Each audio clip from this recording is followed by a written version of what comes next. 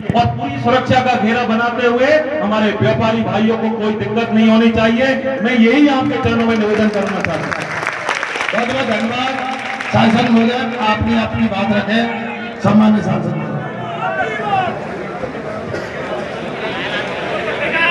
बोलो भारत माता की। ये सारे युवा लोग अब शांति से सुने, क्योंकि समय बहुत कम है।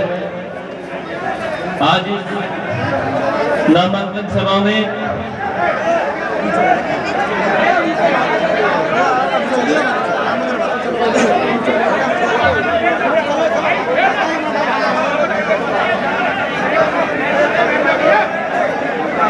अरे तुम बैठ जाओ ना यार, बहुत हो गया। तुम सबको देख लिया कौन कौन आया मंडरायल से। आप बैठो शांति, 5 मिनट बैठो, बैठ जाओ भैया। आज इस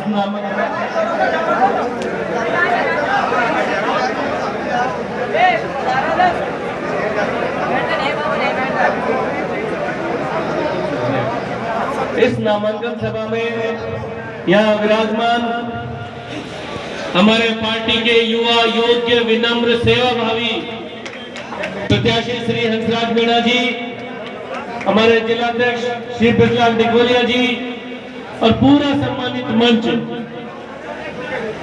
आज ये नामांकन सभा इस राजस्थान की और इस सपोर्टरा की जनता के भविष्य को तय करने वाली है।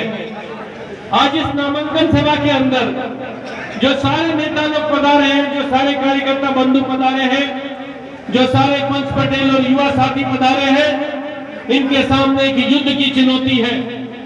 एक धर्म का युद्ध और एक अधर्म का युद्ध। मैं आपके चरणों में एक ही प्रार्थना करना चाहता हूं कि जिस तरीके से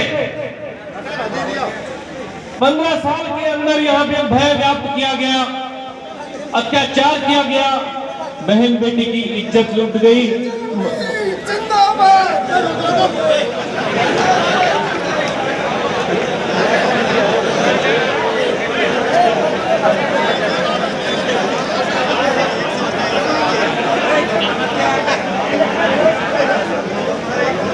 बहन बेटी की इज्जत लूटी गई। किस तरीके से मंडरायल के अंदर एक बेटी के साथ में बलात्कार किया गया, उसकी हत्या की गई और उस हत्यारों को आज तक भी यहाँ के मंत्री जी ने और यहाँ के विधायक ने बचा के रखा। मैं यहाँ की अनंत गिराए जाऊं, इतने अत्याचार लोगों के अंदर डर का भावना पैदा किया। जब हंसराज मीणा जी से, हंसराज बालोती जी से जब मेरी बात होती थी तो इन्होंने बिल्कुल सही बोला।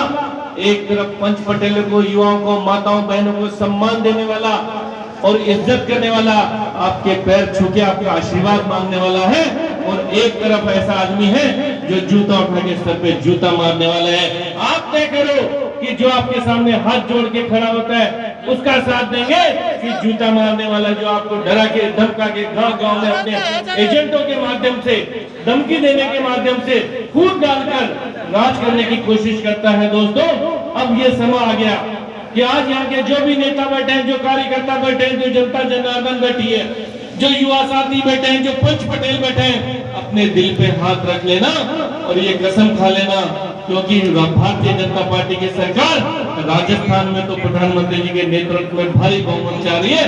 राजस्थान में भारतीय जनता पार्टी का मुख्यमंत्री बनेगा। लेकिन सपोर्टरा के अंदर भारतीय जनता पार्टी का विधायक बनेगा या फिर वो कोई जो वर्तमान में विधायक है वही दोबारा बनेगा, यह आपको तय करना है। क्योंकि बहुत सारे छल कपट बेईमानी कांग्रेस के नेताओं के द्वारा की जा रही है। कल यहाँ अशोक गहलोत जी, मुख्यमंत्री जी आए थे, बड़ी बड़ी डींग हाँक के गए, और मुझे लगता है कि कांग्रेस की संस्कृति में झूठ, बेईमानी, छल कपट, अत्याचार, भ्रष्टाचार और जिस तरीके से तुष्टीकरण की नीति कांग्रेस की नीति है, ये उसके नेताओं में ऊपर से नीचे तक आई है। दोस्तों, कल अशोक गहलोत जी बड़े बड़े झूठ बोल रहे थे कि हमने बीमा दिया।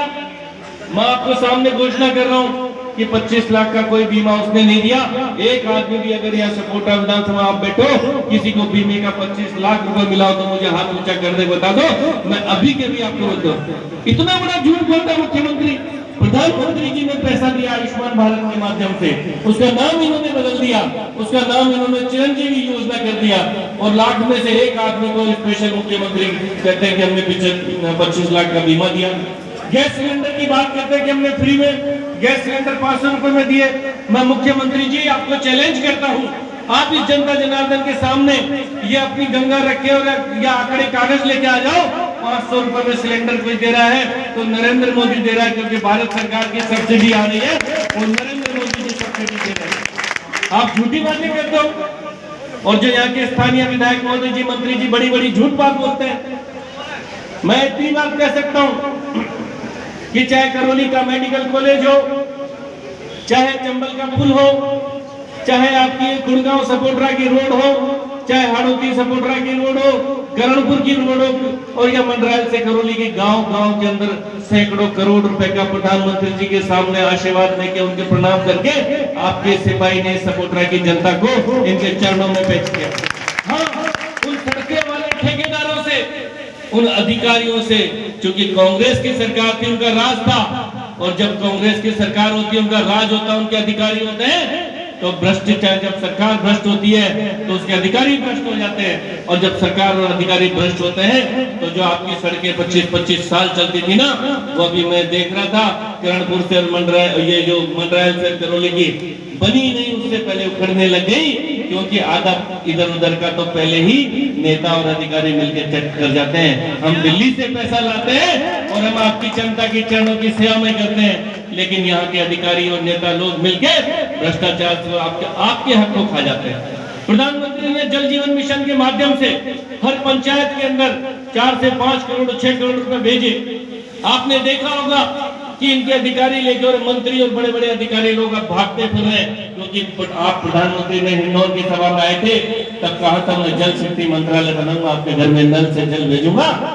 लेकिन राजस्थान की भ्रष्ट सरकार, राजस्थान के मुख्यमंत्री के नेतृत्व में जिस तरीके से जल जीवन मिशन के माध्यम से भी करोड़ों रुपए का घोटाला किया, जनता के पैसे को डकार गए। दोस्तों, भारतीय जनता पार्टी की सरकार आने वाली है, ये सारे भ्रष्ट लोग एक के बाद एक जेल के अंदर होंगे, ये मैं आपको विश्वास दिलाता हूं। दोस्तों, भारतीय जनता पार्टी की सरकार आने वाली है और राजस्थान में तो आएगी। मैं आपको एक चुनौती दे रहा हूं और हाथ जोड़ के विनती भी करता हूं कि आपने मुझे सांसद बनाया, मैं आपका सिपाही बन के, वकील बन के जब दिल्ली से मांग के लाता हूं ना, तो यहाँ के चोर लुटेरे उसको बीच में खा जाते हैं। और उसको अगर दूर करना है, इस माताओं की बहनों की इज्जत बचानी है, और गांव-गांव में परिवार में जो फूट बढ़ गई उस फूट को एकता में बदलना है। जो अहंकार आ गया, घमंड आ गया, उसको विनम्रता के साथ में किसी को आशीर्वाद देना है, तो मेरे साथ में आप मुझे वचन दो कि 25 तारीख तक यहाँ कोई भी जो आदमी बैठा है अपने घर पे चैन से नहीं सोएगा। उसके दलाल और कांग्रेस के दलाल लोग आपके घर में आएंगे, धमकाएंगे कि बाद में निपट लेंगे, मैं तेरे ये केस लगा दूंगा, वो केस लगा दूंगा, धमकी देंगे। अब आपके सामने है कि उस धमकी में आओगे कि जूता खा के वो जो धमकी दे रहे हैं उसमें आओगे कि आपकी जो इज्जत दे रहा है, आपकी बहन की इज्जत कर रहा है, आपके बड़े बुजुर्गों की इज्जत करता है, आपके युवाओं के भविष्य बनाने की बात करता है, इनके रोजगार की बात करता है, किसानों के भविष्य की बात करता है, आपकी बिजली, पानी, सड़क, शिक्षा, रोजगार की बात करता है। मैं अपने कामों के बताऊं, इतने हजारों लाखों करोड़ के मैं काम बता रहा हूं, जो मैं गिनती करूंगा क्योंकि समय लेट हो गया तो बहुत कम पड़ेंगे। मैं एक ही प्रार्थना आपके चरणों में करना चाहता हूं, ये हंसराज मीणा जो बालोती है, ये दिल से जनता के दिलों में, आपके दिलों में है, तो मुझे हाथ ऊंचे कह रहा हूं कि आपके दिलों में है, दिलों में है, दिलों में है। ये मैसेज सपोटरा में नहीं, पूरे राजस्थान की जनता में जाना चाहिए, आपके दिलों में है। प्रत्येक व्यक्ति